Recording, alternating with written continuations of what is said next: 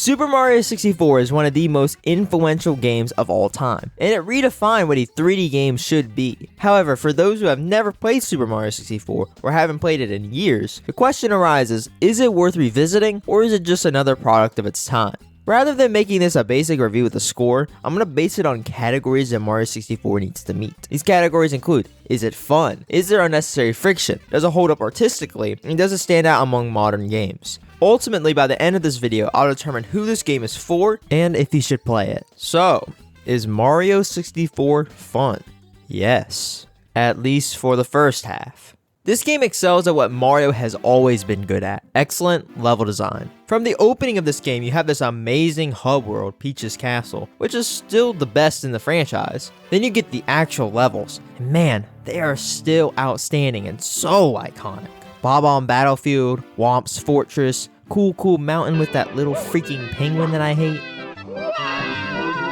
The slide levels are also really fun, and levels that I hated as a kid have grown a lot on me, like Lethal Lava Land and Hazy Maze Cave. However, accompanying the absolutely stellar level design is the free movement. This is still some of the best feeling controls in a 3D platformer, hands down. The triple jump, long jump, dive, kick, everything just adds on each other and everything has its own uses. Something like a kick can be used to damage enemies, but also get yourself out of a situation where you're about to fall off the map. Every ability feels incredibly versatile. However, despite my praise, as I mentioned, this is the first half of the game I'm talking about. Throughout my life, I have replayed the first half of Mario 64 several times, but I've only beaten the game once. I've always wondered why that was the case. Well, the second half of Mario 64 is pure evil. For every level like Tall Mountain, there's always a tiny huge island ahead. Some levels are really jarring like Wet Dry World, and the absolute bane of my existence, Rainbow Ride. This level sucks. Period. It is too slow, too monotonous, and I just didn't even feel like playing it. So I didn't. Mario 64 is great and still really fun as long as you're not going for the full 1 in 20 stars, because you can just skip the bad levels. If you are going for the full 120, it can be very, very annoying. In general though, it's still a very fun game. However, what causes most of this annoyance in Mario 64 isn't always a problem with the level design, which brings me to my next point of friction. You know how literally just 1 minute ago I said the movement in Mario 64 is great? Well, that part is, but what has to follow the player around as they move? The camera. And the camera in Mario 64 is a piece of hot garbage that tortures everyone who has the displeasure of using it. I understand that this is one of the first cases of a 3D camera in practice, but this little frick Lakitu is evil. It's not Bubsy 3D levels of bad, but you know, that's not really saying a lot. Often the camera gets stuck on the terrain or loses focus of Mario entirely. In some levels like Tiny Huge World, this issue becomes extremely apparent, clipping on the tiniest of little edges, creating such an infuriating experience. Sometimes the place you're trying to jump to isn't exactly clear because the camera keeps moving where you don't want it to go, because it moves automatically. A bad camera and all early 3D platformers go hand in hand, but I mean, there's not much they could have done with a controller like this.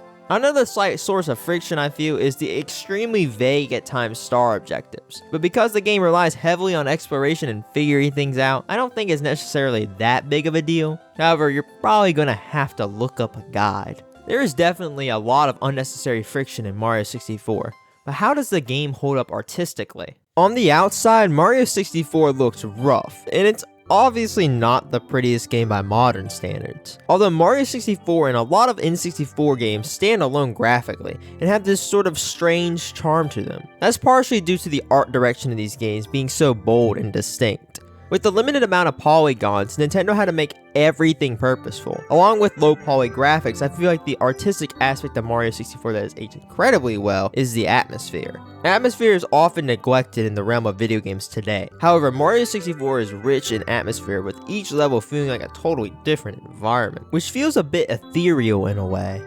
Although what carries the atmosphere is the soundtrack. This game has a truly special OST filled with so many iconic Nintendo tracks, all thanks to the legendary composer Koji Kondo. Every song fits the level perfectly and literally sucks you into the level. This is how you do atmosphere, and it contributes greatly to that ethereal, somewhat uncanny atmosphere Mario 64 has. Without a shadow of a doubt, Mario 64 holds up in this category. But how does it compare to modern games, and does it stand out enough today? See, this is quite a difficult decision, because since its release, a bunch of 3D Mario games have come out.